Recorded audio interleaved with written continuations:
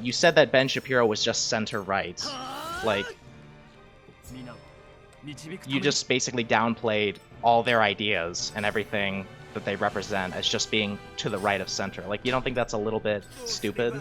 I think that the heart of the Republican Party, policy-wise, is probably somewhere between, like, Ben Shapiro and the rest of the Daily Wire. So I don't think Ben Shapiro was like an anti-vaxxer, but he'll be against vax mandates. I don't think Ben Shapiro thinks that the election was stolen, but he'll say that we should have more election integrity. I don't think Ben Shapiro's like a hardcore isolationist, but he should say like, well, maybe we shouldn't be meddling in Ukraine as much. Like that's for like most of Ben Shapiro's positions, they're probably going to center around like between him and the rest of the Daily Wire, probably going to center around like on average where like conservatives are, or a little to the left of most conservatives. That's my guess. I'm pretty sure that like he's gone more mask off with stuff like being against gay marriage, at least with one of his recent tweets. He's religious. Well, yeah, but that goes against what I'm saying it's more mask off compared to before, where it's a lot of like you would say, was he yeah, pro-gay marriage in the past? Yeah, I almost distinctly remember in the past that he was in an interview saying like, listen, I don't think the government should interfere whatsoever. If you want to marry whoever you want to marry, you can. Well, but that like would be now, consistent with somebody saying that like the government shouldn't legalize gay marriage. They should just stay out of it. That's like always the... No, I think there's a difference between him saying that like the government shouldn't... him not being opposed to gay marriage. I think there's a difference between those two things, but okay. I mean, also, like, the Daily Wire has Candace Owens on it as well, not just Ben Shapiro. Like, Candace Owens, what is it? Matt Walsh, I think, is on it now. And that guy literally was a former fucking race realist, I think. Also, he was... Matt Walsh is a race realist? Yeah, you're a former race realist and a former pro-Confederate Well, you person. can't be a former race realist. You were a former race realist. You can't formerly be a former race realist. Once you were a race realist, you always were a race realist. So I don't know what that means. Okay. When was he what did he say that made him a race realist? Hold on. I have the link right here. I'm glad I bookmarked all this. In 2010 to 2011, hosted a radio show called the Matt and Crank program, where he was offered much more freedom than his current show on the Daily Wire. On this program, he made statements and clips where he said that Abraham Lincoln believed so much in states' rights that he sent hundreds of thousands of federal troops into sovereign states and just started killing everyone. And in that mock campaign ad for the RNC, he criticized Lincoln for fighting to keep the United States together as a coherent whole after the Confederate States seceded over the rights to keep black people as property. Like, and then there's also race realism. Hold on, wait. And, What like, part of that national was race realism? Okay, I can just link you the thread and you can read it yourself. No, I'm just curious. You know, I'm gonna read it. I'm just curious. What part did he believe that? Race realism means that black people are because of genetics. That's what race realism means. Yeah, okay, I'll read the comment on that. It's because we're all dying off. Yes, that's what the problem is. It's not that... I'm quoting him. That's what the problem is. It's not that we're just, as the Mexicans coming in, we magically meld them and become like them. It's not like that. It's that we are dying off just like any other species of animal does. We're dying. And the way that animals... There's two... Western white race is not having kids. They're just not. That's why 10 years before, the average family was like 2.3 kids. Now it's 1 point something. I mean, we've lost a whole kid in 10 years. And I mean, you can't just survive when you refuse to have kids. That just sounds like a factually true... What is incorrect about that? The white people are probably... Okay. They, being that they're a different culture, a different race and everything else, they bring with them an identity, and they bring it to America. And so as the Anglo-Saxons, which were the Aboriginal Americans, die off, our identity and our culture goes with it. Okay.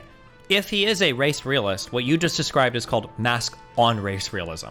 Mask off with him would be him saying that, like, these people are a different race or ethnicity. They'll never be the same as us.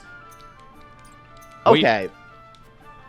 Even if at best it was mask on race realism, that's still way more than just center-right. Well, no. First of all, I don't know if that position is more than center-right. I'm pretty sure, like... If you were to poll the average Republican person right now, I don't know how keen they would be about like big Mexican immigration. Most Republicans, I think, supported Trump's Muslim ban. It's probably around like the average conservative belief, would be my guess. Well, hold on. When you say most Republicans support the Muslim ban, you're referring to like the far right in America, not the center right. The far right. Trump had the majority of the Republican Party. He had massively high approval ratings in the Republican Party. They were like untouchable. So there's a lot of far-right extremism in the country today, but that's not the same as like center. If you can't say that most of the conservative party is far-right, that would mean that it's probably not far-right anymore. That would be considered like the new right. That's like the moderate right position in the United States. No, because relative to like Democrats and moderates, it's still extreme, right? I'm looking at the whole political spectrum. Okay, if you want to use the words like that, that's fine. I don't care. But we're just fighting no, over semantics. because We're not even having like a real it's important. conversation. Okay. No, it's not important. It's important because you want the normative loading of it. That's why it's important to you. But if you wanted the normative loading, that's fine. Far right equals bad, and the average Republican is bad. Yes. Okay. I'll give you that. No, because when you frame it as just center right, you are downplaying the idea. You are downplaying the severity of the idea. When you frame it as far right, you're downplaying how widespread it is in society. And you're making it sound fucking crazy, and that's the problem with progressives all the time. You go, that's far right. That's right. That's not fucking far right. It's the average Republican. The average Republican right now doesn't trust vaccines and doesn't think the election was real. For you to write it off as just far right. The average Republican is crazy.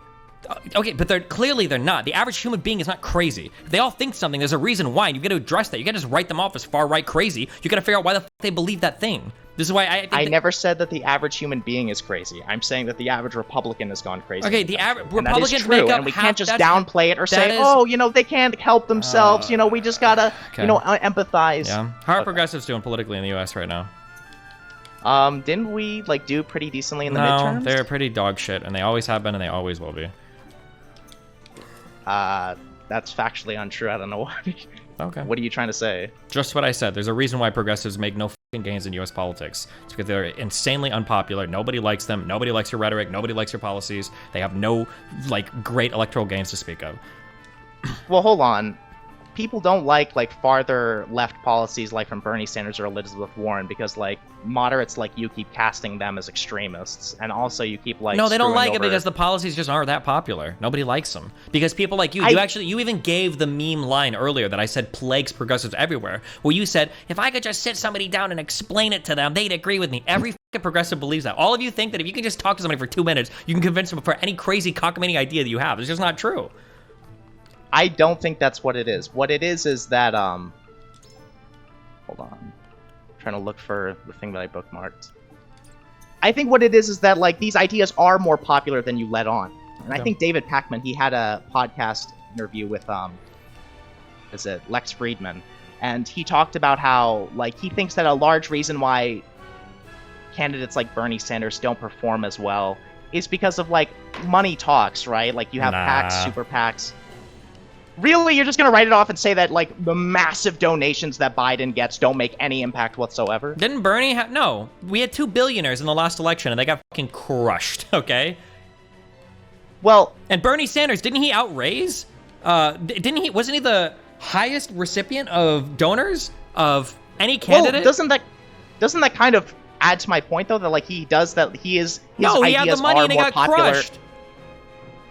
Well, that's because... Hold on. Okay, I'm gonna move the goalpost a little bit. Okay.